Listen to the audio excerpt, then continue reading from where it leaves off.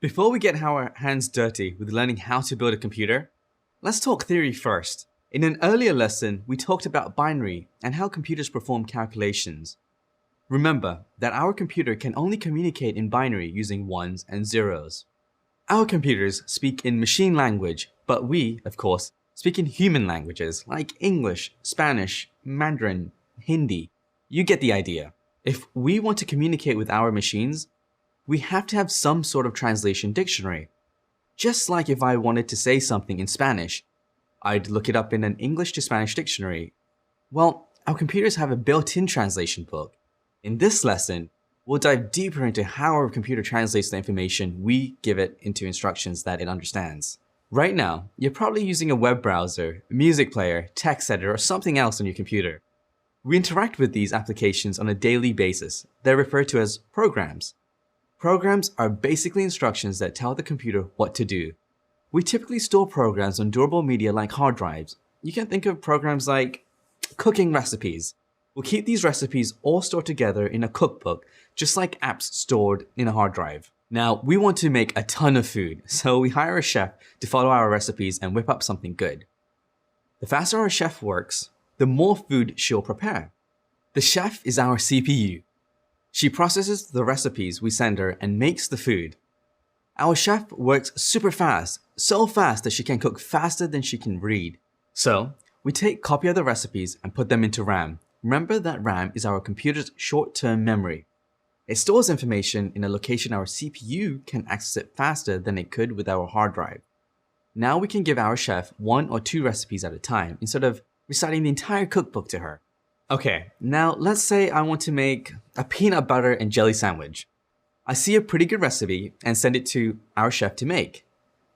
Remember that our chef needs these instructions quickly, so I don't send her the entire recipe, I send her one line at a time. 1. Get 2 slices of bread. 2. Put peanut butter on one slice. 3. Put jelly on another slice. 4. Combine the 2 slices of bread. Now, let me throw one more thing at you. Our chef can only communicate with us in ones and zeros.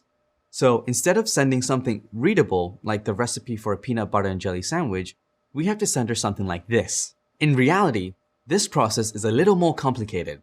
Our CPU is constantly taking instructions and executing them. These instructions are written in binary, but how do they travel around the computer? In our computer, we have something called the External Data Bus, or EDB. It's nothing like a bus at all. It's a row of wires that interconnect the parts of our computer, kind of like the veins in our body. When you send a voltage to one of the wires, we say the state of the wire is on, or represented by a 1. If there's no voltage, then we say that the state is off, represented by a 0. This is how we send around our ones and zeros. Sound familiar? In the last lesson, we talked about how transistors help us to send voltages. Now, we know how our bits physically travel around the computer. The EDB comes in different sizes: 8-bit, 16-bit, 32, even 64. Can you imagine if you had 64 wires going?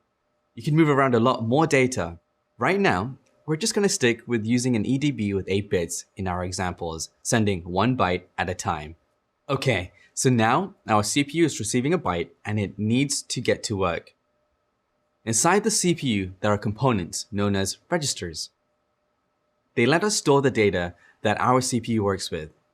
If, for example, our CPU wanted to add 2 numbers, one number would be stored in register A. Another number would be stored in register B.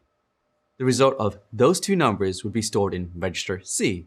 Imagine, the register is one of our chef's work tables. Since she has a place to work, she can start to cook. To do so, she uses a translation book to translate her binary into tasks that she can perform. Let's jump back for a second. Remember that our programs are copied into RAM for the CPU to read. RAM is memory that's randomly accessed, allowing our CPU to read from any part of RAM as quickly as any other part. We don't actually send data from RAM over the EDB. There would be way too much stuff. RAM can hold millions, even billions of rows of data. Despite our sandwich example, most of our recipes aren't simple at all. They can be thousands of lines long, we want to process them and we don't actually go in any particular order. Since we can only send one line of data through the EDB at a time, we need the help of another component, the memory controller chip, or MCC. The MCC is a bridge between the CPU and the RAM. You can think of it like a nerve in your brain connecting to your memories. The CPU talks to the MCC and says, hey, I need the instructions for step number 3 of this recipe. The MCC finds the instructions for step number 3 in RAM, grabs the data, and sends it through the EDB. There's another bus that's nothing like a bus involved in the process called the address bus. It connects the CPU to the MCC and sends over the location of the data, but not the data itself. Then the MCC takes the address and looks for the data, and then data is then sent over the EDB. Believe it or not, RAM isn't the fastest way we can get more data to our CPU for processing. The CPU also uses something known as cache. Cache is smaller than RAM, but it lets us store data that we use often and lets us quickly reference it. Think of RAM like a refrigerator full of food. It's easy to get into, but it takes time to get something out. On the flip side of that, cache is like the stuff we have in our pockets.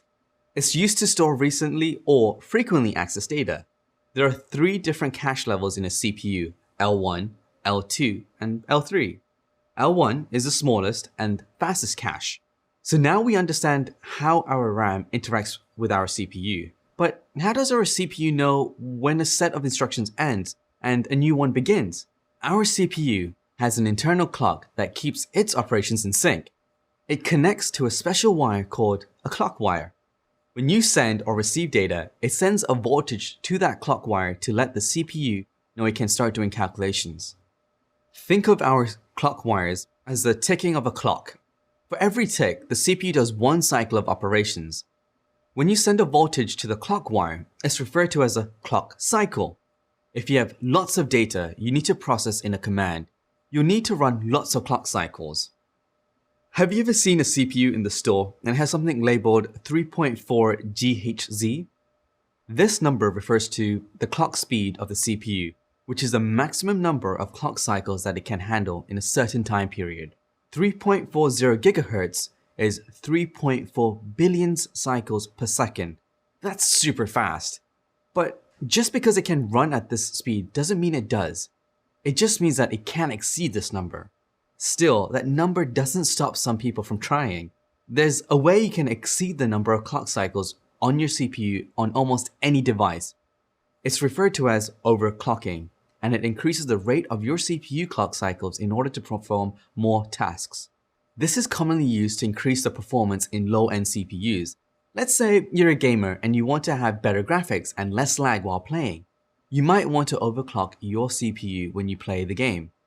But there are cons to doing this, like potentially overheating your CPU.